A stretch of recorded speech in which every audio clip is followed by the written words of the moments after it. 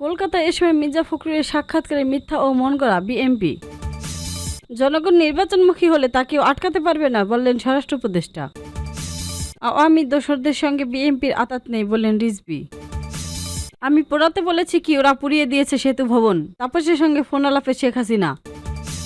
ভারতের কলকাতার বাংলা দৈনিক এ সময় এক প্রকাশিত বিএনপির মহাসচিব মির্জা ফখরুল ইসলাম আলমগীরের একটি সাক্ষাৎকার সম্পূর্ণ মিথ্যা ও মন গড়া বলে আখ্যায়িত করেছেন দলটি। বুধবার বিএনপির সদর দপ্তর সম্পাদক অ্যাডভোকেট তাইফুর ইসলাম টিপুর সই করা এক বিস্তৃতিতে জানানো হয়, নির্বাচনে আওয়ামী লীগ ও জাতীয় পার্টিকে চান ফখরুল। শিরোনামে প্রকাশিত ওই তথ্যাতথিক সাক্ষাৎকারের সম্পূর্ণ বানোয়াট। বিএনপির মহাসচিব সম্প্রসারিত কোনো দেশি গণমাধ্যমের সাক্ষাৎকার দেয়নি। বিস্তৃতিতে আরো বলা হয়, উদ্দেশ্য প্রমাণিতভাবে দল ও মহাসচিবের ভাবমূর্তি ক্ষুণ্ণ করার জন্য কল্পনা প্রস্তুতি ও সাক্ষাৎকার প্রকাশ করা হয়েছে। এতে জনগণের মনে সন্দেহ ও সঞ্চয় তৈরি করার অপচেষ্টা চালানো হয়েছে। তবে দেশের জনগণ ও বিএনপির নেতাকর্মীরা এ ধরনের অসত্য সংবাদে বিভ্রান্ত হবে না। নির্বাচন শুধু আইন শৃঙ্খলা বাহিনীর উপর নির্ভর করে না, এটি নির্ভর করে জনগণের উপর। জনগণের আসল শক্তি। জনগণ যখন নির্বাচনমুখী হবে তখন সেটি কেউ আটকাতে পারবে না বলে জানিয়েছেন স্বরাষ্ট্র মন্ত্রণালয়ের উপদেষ্টা lieutenant general of Mohammad Jahangir Alam Chowdhury.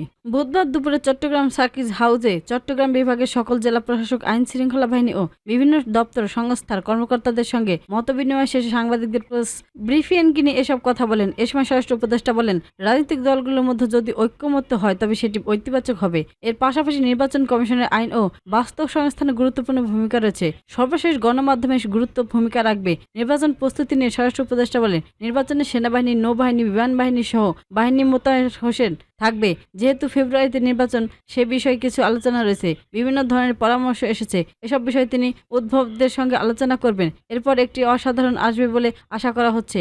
নির্বাচনের জন্য আইন শৃঙ্খলা বাহিনীর প্রস্তুতি ভালো, প্রশিক্ষণ শুরু হয়ে গেছে, সদস্য সংখ্যা বৃদ্ধি করা হচ্ছে। বর্তমান মাঠে প্রায় 30,000 সেনা আছে। নির্বাচনের সময় তা 1 লাখে উন্নতি হবে। নৌবাহিনী, বিমান বাহিনী, বিজিবি, কোস্টগার্ড, আনসার সবাই মাঠে থাকবে। সর্বোপরি প্রশাসন রয়েছে। মিয়ানমার সীমাবদ্ধ পরিস্থিতি ও মাদক প্রশ্নে স্বরাষ্ট্র উপদেষ্টা বলেন, মিয়ানমারের সেনারা এসব সীমান্ত এলাকায় নেই, পুরোটা আরাকান আর্মি দখল করেছে। তবে আমাদের আইন শৃঙ্খলা বাহিনী পরিস্থিতি নিয়ন্ত্রণে রাখছে। আরাকান আর্মি মাদক শক্তি নির্ভর প্রস্তুতি মাদক আসে। এ পরিবর্তনে আমাদের দেশে থেকে চাল, শাক, ওষুধপত্র ও অন্যান্য জিনিসপত্র যায়। আমরা আলোচনা করেছি যাতে এগুলো আর না যায় এবং মাদকও ঢুকতে না পারে। মাদক আমাদের সমাজকে ধ্বংস করছে, এজন্য আমরা কোর্স বৃদ্ধি করেছি। মাদক সমস্যা কমে আসবে। রোহিঙ্গা ইস্যু নিয়ে তিনি বলেন, রোহিঙ্গা নিয়ে বাংলাদেশ কোনো হুমকির মুখে নেই। আমাদের লক্ষ্য যত দ্রুত সম্ভব তাদের নিজ দেশে ফেরত পাঠানো। যত তাড়াতাড়ি তাদের ফেরত পাঠানো যাবে তত দ্রুত সমস্যার সমাধান হবে।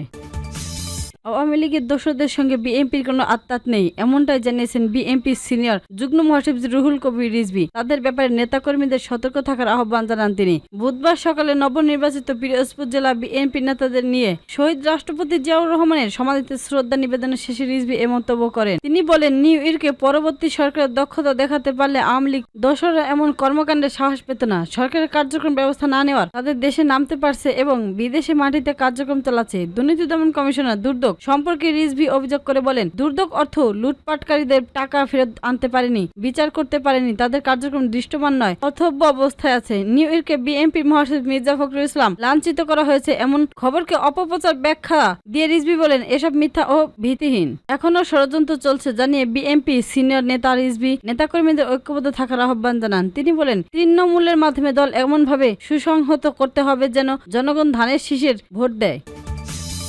আমার নির্দেশনা আছে, ওপেন নির্দেশনা দিয়েছি। এখন লিথাল ওপেন মরণাস্ত্র ব্যবহার করবে, যেখানে পাবে সেখানে গুলি করবে। ঢাকা দক্ষিণ সিটি কর্পোরেশনের সাবেক মেয়র শেখ ফজলে নূর তাপসের সঙ্গে ফোন আলাপে এমন কথা বলে সাবেক প্রধানমন্ত্রী শেখ হাসিনা। জুলাই আগস্ট আন্দোলনে দমনে এই নির্দেশনা ছিল। বুধবার আন্তর্জাতিক অপরাধ ট্রাইব্যুনালে কথোপকথনের সেই অডিও শোনানো হয়। এদিকে আন্দোলনকালে সংগঠিত মানবতা বিরোধী অপরাধের মামলায় শেখ হাসিনার সাবেক স্বরাষ্ট্রমন্ত্রী আসাদুজ্জামান খান কামাল সহ 3 জনের বিরুদ্ধে 43 নম্বর সাক্ষী হিসেবে জবানবন্দি দিতে তৎপর কর্মকর্তা তানভীর হাসান জোহরা। কথোপকথনের এ পর্যায়ে শেখ হাসিনাকে সর্বোচ্চ নিরাপত্তা নিশ্চিতের কথা বলে তাপস। এর মধ্যে শেখ হাসিনা বলেন, বিটিআরসি বিটিভি পুড়িয়ে দিয়েছে, এখন ইন্টারনেট বন্ধ, মেশিনপত্র সব পুড়ে গেছে। আমি বলছি যা যা পোড়াতে আমাদের সেতু ভবন পুড়িয়েছে।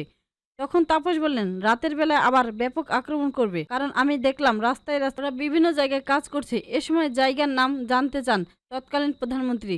প্রতি তথ্যের বর্ণানী শুনানকালের কথা উল্লেখ করে সাবেক এই মেয়র। পরে প্রসিকিউটর মেজানুর রহমান ইসলাম প্রেস ব্রিফিং বলেন, ফোন আলাপে শেখ হাসিনা নিজের আগুন দেওয়ার নির্দেশ দিয়েছেন। তিনি বলেন, আমি বললাম একটা জিনিস পোড়াতে যা যা পোড়াতে ওরা পুড়িয়ে দিল সেতু ভবন। তার মানে আগুন দেওয়ার নির্দেশনা উনি দিয়েছেন, কিন্তু ওনার কাঙ্ক্ষিত জিনিস না পুড়িয়ে অন্য ব্যবস্থাপনা পোড়াতে হয়েছে। বিশেষ তদন্ত কর্মকর্তা তানভীর জোহরা জবানবন্দিতে জানান, শেখ হাসিনার 69টি অডিও ক্লিক এবং 3টি মোবাইল ফোনের কল রেকর্ড জব্দ করা হয়েছে। ট্রাইব্যুনাল প্রসিকিউটর পক্ষ ছিলেন প্রসিকিউটর মেজানুর রহমান গাজী, এস তামিম, ফারুক আহমদ, আব্দুস সাত্তার পালান সহ অন্যরা। এছাড়াও সকালে রাজসাক্ষী হওয়া আসামি সাবেক আইনজীবী চৌধুরী আব্দুল্লাহ আল মামুনকেও ট্রাইব্যুনালে জানা হয়। তার উপস্থিতিতেও সাক্ষীরা জবানবন্দি দেন।